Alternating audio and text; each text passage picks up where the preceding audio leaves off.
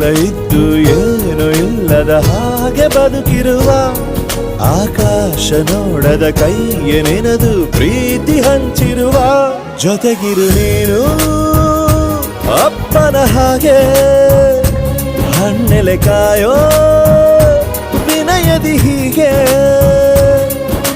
ನಿನ್ನನು ಪಡೆದ ನಾವು ಪುನೀತ ಬಾಳು ನಗು ನಗುತ್ತಾ ಬೊಂಬೆ ಹೇಳುತ್ತೈತೆ ಮತ್ತೆ ಹೇಳುತ್ತೈತೆ ನೀನೇ ರಾಜಕುಮಾರ.